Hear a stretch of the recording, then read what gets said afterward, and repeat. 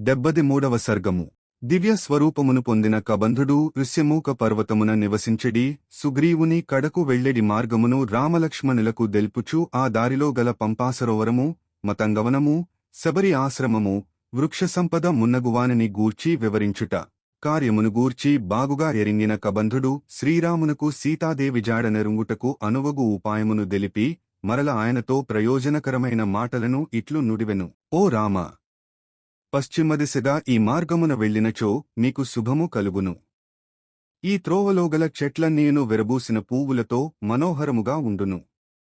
ఈ దారిలో నేరేడు, మోరటి, పనస, జువ్వి, మర్రి, తుమ్మిక, రావి, కొండగోగు, మామిడి మొదలగు వృక్షములను, చండ్ర, పొన్న, ఎర్రగోరంట, కానుగు చెట్లును, నల్లని అశోక వృక్షములను, కడిమి చెట్లు, గన్నేరు చెట్లు పుష్పభరితములై యుండును. నల్లజీడి చెట్లు, అశోక వృక్షములు, ఎర్రచందన వృక్షములు, దేవదారు వృక్షములు మొదలగునవి అన్నియును కన్పించుచుండును. ఆ వృక్షములను ఎక్కిగాని, బలమును ఉపయోగించి వాటిని వంచిగాని అమృత తుల్యములైన వాటి ఫలములను భక్షించుచు వెళ్ళుడు. ఓ రామ! పూల చెట్లుగల ఆ వనమును దాటిన పిమ్మట నందన వనముతో సమానమైన మరియొక చక్కని వనము మీకు కన్పించును. అది ఉత్తర కురుభూములవలే పలురీతుల ప్రయోజనకరమైనది. అది మీకు ఎంతయూ తోడ్పడును. ఆ వనమునందలి వృక్షముల నేను అన్ని ఋతువులలోను కోరిన ఫలములను ఇచ్చిచుండును, తేనెలను స్రవించుచుండును. అది చైత్రరథమువలే ఎల్లప్పుడును కలకలలాడుచుండును. అక్కడి చెట్లన్నీను పండ్లబరువుచే వంగియుండును. అందలి చెట్లు దట్టముగా అలముకుని మేఘములవలే, పర్వతములవలే శోభిల్లుచుండును. లక్ష్మణుడు అవలీలగా అచటి వృక్షములపై ఎక్కిగాని, వాటి కొమ్మలను వంచిగాని అమృతతుల్యములైన కమ్మని పండ్లను కోసి నీకు ఇయ్యగలడు. ఓ వీరులారా! అన్ని విధములుగా సర్వసమృద్ధమైన ఆయా ప్రదేశములలో సీతాదేవి జాడను తెలిసికొనుటకై ఆచటి వనములను, పర్వతములను పదే పదే గాలించుచూ ముందునకు నడచినచో మీరు పంపాసరోవర తీరమునకు చేరగలరు. ఆ సరస్సు యొక్క తీరమునందు గులకరాళ్లు మచ్చునకైనను కన్పింపవు. అచటి తటములు చెక్కుచెదరక చక్కగానుండును.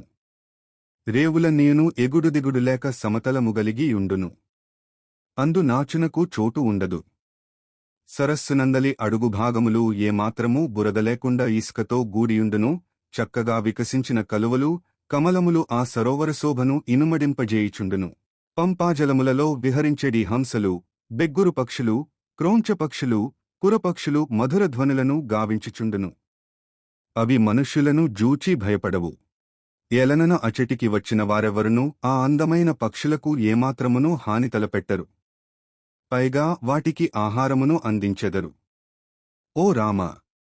మిక్కిలి లావుగా నేతి ముద్దలవలనున్న చెక్కుదీసిన పండ్లను, ముండ్లను తొలగించిన పిదప దృఢముగానున్న నాగజముడు మొదలగు పదార్థములను లక్ష్మణుడు సిద్ధపరచగలడు. ఇంకను అతడు చెక్కుదీసిన కందమూలములను బాణములకు గ్రుచ్చి దోరగా కాచి ఆయా పదార్థములను తీసుకుని రాగలడు.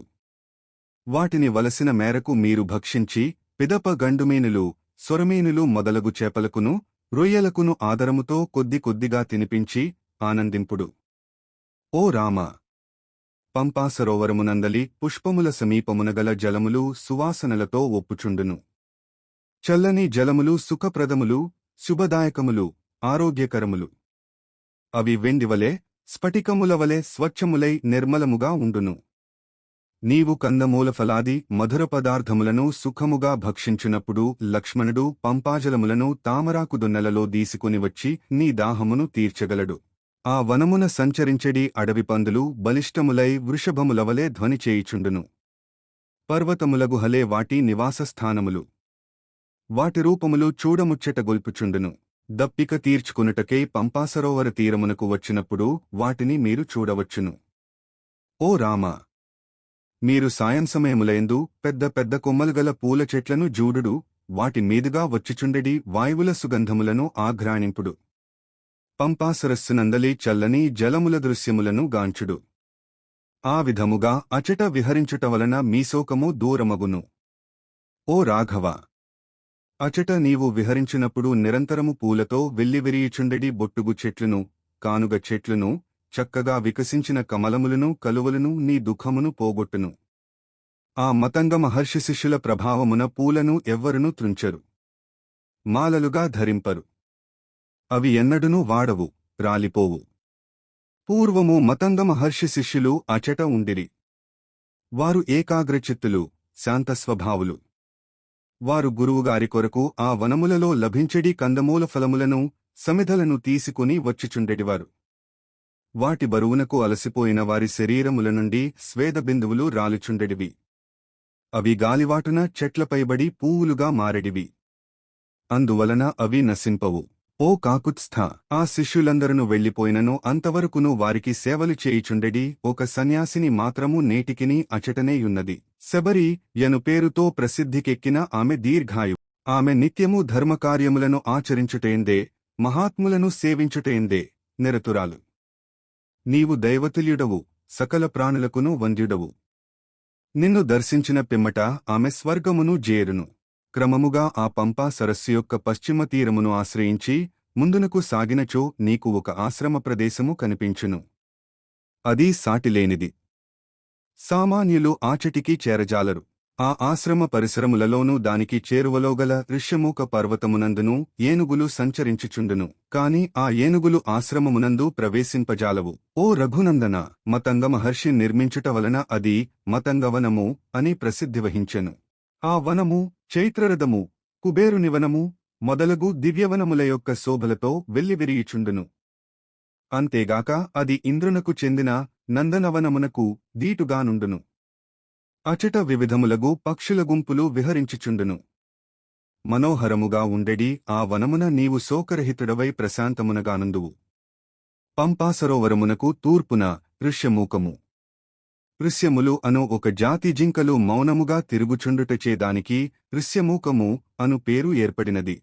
అను పర్వతము గలదు. అందలి వృక్షముల నీయును ఎల్లప్పుడునూ పూవులతో పండ్లతో విరాజిల్లుచుండును. దానికి చుట్టూను చిన్న చిన్న కొండలు ఉండుటచే అది సురక్షితముగా ఉండును. కనుక దానిపైకి ఎక్కుట ఎంతయు కష్టము. అందువలన దానికి సుదుఖారోహరణము అను పేరు ఏర్పడినది. అది పూర్వము బ్రహ్మదేవునిచే నిర్మింపబడినందున మిగుల ప్రశస్తికెక్కినది. ఆ ఋష్యమూక పర్వతముపై నిద్రించిన వానికి స్వప్నమున లభించిన సంపదలు నిజ జీవితములో వాస్తవములగును. దురాచారుడైన పాపాత్ముడు ఆ కొండమీదికి ఎక్కుటకు అనర్హుడు. ఒకవేళ దురాచారుడు ఎవ్వడైనను ఆ పర్వతమును ఎక్కినచో అతడు నిద్రించున్నప్పుడు వానిని రాక్షసులు పట్టుకుని చంపుదురు. పంపాసరోవర తీరములయందును మతంగవనమునందును సంచరించెడి గున్నయనుగుల పెద్ద పెద్ద ఘీంకారములు అచటికిని వినబడుచుండును.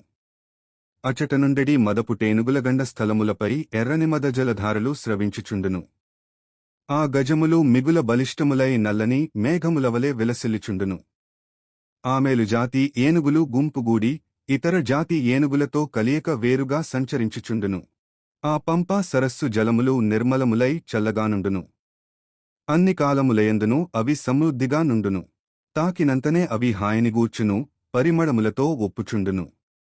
అచటి మధుర జలములను ఆమదపుటేనుగులు తనివిదీర త్రాగి మరల వనములలో సంచరించుచుండును.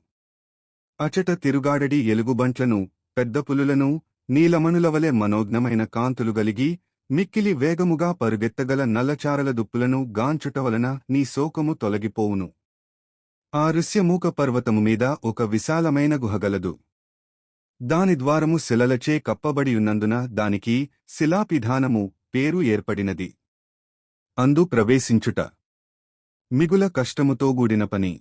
ఆ గుహ యొక్క తూర్పు ద్వారమున ఒక మడుగుగలదు. అందలి నీరు చల్లగానుండును. ఆ మడుగు ఒడ్డున ఫలములు, కందమూలములు కొల్లలుగానుండును. లేళ్ల గుంపుల సంచారములతో అది మనోహరముగా నుండును. సుగ్రీవుడు తన నలుగురు అనుచరులతో గూడి ఆ గుహయందు నివసించుచుండును. అప్పుడప్పుడు అతడు ఆ పర్వత శిఖరముపై మసరుచుండును. బలశాలి అయిన కబంధుడు కంఠమున దండను ధరించి ఆకాశమున నిలిచి సూర్యకాంతులతో వెలుగొందుచుండెను. అతడు ఈ విశేషములను విపులముగా తెలిపిన పిమ్మట వారి అనుజ్ఞకై నిరీక్షించుచూ కొంత తడవు అచటనే యుండెను. అంతట రామ లక్ష్మణులు ఆకాశమున నిలిచియున్న మహాత్ముడగు కబంధునకు ఇక నీవు వెళ్ళుము అని అనుజ్ఞనిచ్చి తామును అచటి నుండి వెళ్ళుటకు సన్నద్ధులైరి. అప్పుడు అతడు వారితో కార్యసిద్ధికై బయలుదేరుడు అని వచించెను. అందులకు వారు మిగుల సంతసించి అతని ప్రయాణమునకు అనుమతిని ఇచ్చిరి. పిమ్మట కబంధుడు రామానుగ్రహముతో స్వర్గమునకు చేరెను. కబంధుడు తన పూర్వరూపమును పొంది చక్కగా విరాజిల్లెను. అతని శరీరము అంతయు సూర్యకాంతులతో వెలుగొందెను. అతడు రామునకు పంపాసరోవర మార్గమును చూపెను. ఆకాశమునందే నిలిచి, మీరు సుగ్రీవునితో తప్పక సఖ్యము చేయుడు అని పలికెను. వాల్మీకి మహర్షి విరచితమే ఆదికావ్యమైన శ్రీమద్ రామాయణమునందలి అరణ్యకాండమునందు ఇది 73వ సర్గము.